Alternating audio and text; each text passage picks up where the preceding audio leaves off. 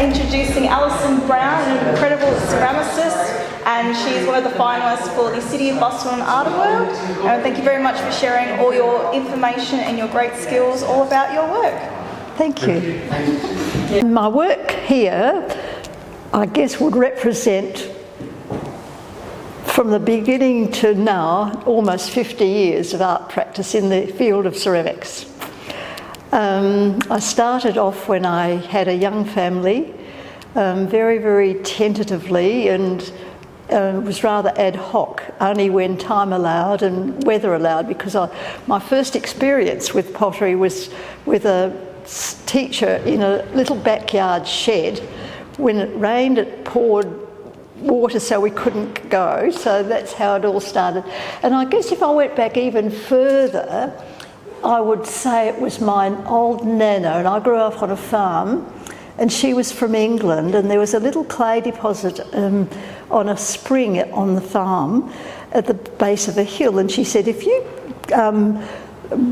pick up that clay, she called it, that dirt, and roll it into balls and put it in the oven, you can make marbles. And of course, you know, wet clay in front of an old metal stove, it exploded everywhere. So that was my very, very first introduction to clay and the awareness of what it could do, and it could make something. So I guess then many, many years passed. I was an RN, a registered nurse, trained for many years and practiced for some years, and then I had a family, and then when I had my third child, I thought, oh my goodness, I'm confined to barracks for another 5 years. And so I thought I'll start an art history course and do some art history with a friend of mine who was also a teacher. And from there it showed me that pottery was one of the electives in the course.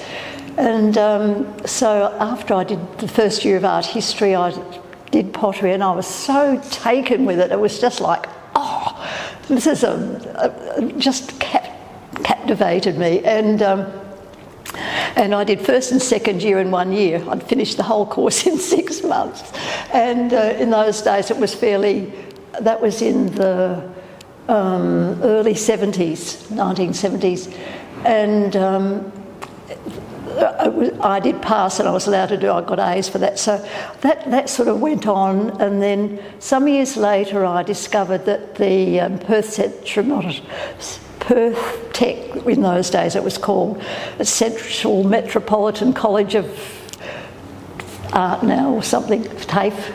And it was very, very basic little building in those days, but we had so much fun, and I enrolled in a diploma of advanced ceramics and had a couple of ex-students of Milton Moons who was our teacher, and we learnt a lot there, and then it was a very, very I guess functional oriented course, and equipped you to be able to earn a living from pottery. But we did art design, we did a lot of drawing, we did, I had to do 3 years of ceramic chemistry at some considerable depth, because we had a science teacher who was pushing us very strongly in that direction. And so I learned all the technical aspects of what clay did, what glazes did, and how to create formulas and recipes and revert them back, and all the different elements and how they worked, and all the different oxides and so on and so forth. And I think that was a wonderful background in understanding clay and glazes and how they work. And I guess this work here in some ways is probably the outcome of many years of testing, playing around with the alchemy of how glazes work, and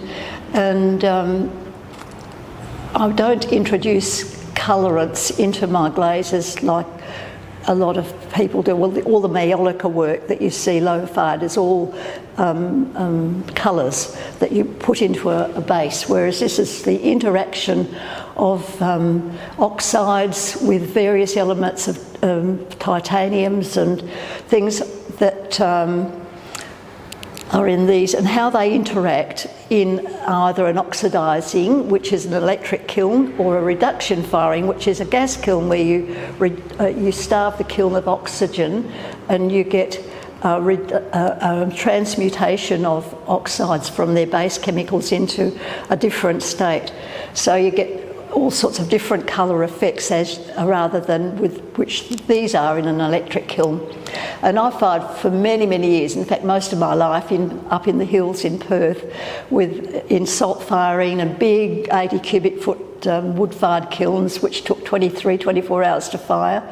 And interestingly enough, there was a young boy who lived not far from me, just across our block, and he used to see all these 30-foot flames coming out at night time, and he'd come over and want to see what was going on, and I used to give him a bit of clay. Well, he's become a really good potter now, because after he grew up, he said, I really want to be a potter, and apparently it was the passion he developed from seeing all of this drama going on.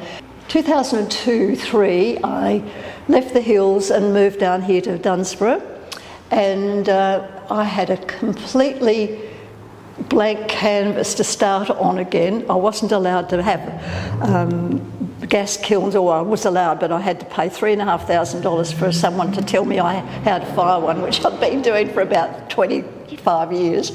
And so I thought, I'm in a built-up area, I would just go back to just try electric kilns and oxidising firing. So it took me many, many years to learn how to get the colours and interaction of colours, which automatically comes with reduction firing. So these pieces are depict what I see every day on the beach when I go for a walk, because I live just very close to the beach.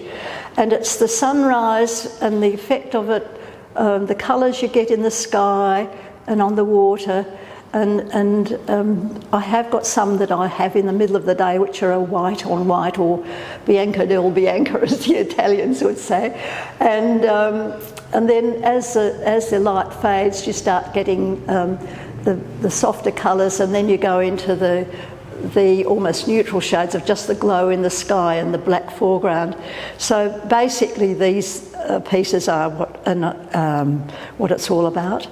And I use a fairly flat plane because I really like that hard edge perspective that you get looking out over the ocean, which you also get out in the desert in the Australian landscape. So this is a long perspective, I guess, or a macro perspective, but I also do a body of work which is more a micro perspective, where you're looking down on all the detritus on the beach, and I see all these little bits of broken shells and things. So I haven't got any work in the show here, but it's a close-up of all little impressions of broken shells, which I then create into little critters and creatures and fossilised images, and they're rather fun too. So that's basically the two main bodies of work that I'm working on at the moment. And in between that, to buy my clay and earn a bit of money, I still make a bit of functional work. You never stop. No, you don't as an artist. Aren't we lucky? Yeah. You're obviously with the electric kiln, you're dictated by the size that you can put in. Oh no, well I can do big pieces, and I have got some big pieces at home that are in this style, about this high. And so would you ever consider doing, like I can see these like big totems? Yes. Almost hanging from the ceiling. Yes. And being able to. The limitations are no limitations really on ideas. Well, there's a limit to the hours of the day, and I'm a bit of a midnight moggy, so I do most of my work after dinner at night, where I have no interruptions, and I very rarely finish till at least midnight. And but I don't have to get up at 6 o'clock in the morning. So once I get to sleep, I usually have about 6 or 7 hours a night, and that's me done totally. And so it's just the way I developed working when I had a young family. And of course, being a nurse, we had night duty, a lot of night duty, and so I'm not used to regular hours like a lot of people, as Roslyn would know.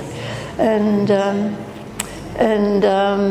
you know, you sort of, you have to let go of habits and limitations when you're an artist, I think, and just let it flow when the flow is there. And let ideas flow, and when you're working you get so engrossed in it that time just disappears anyway. And so there you go. Thank you very much.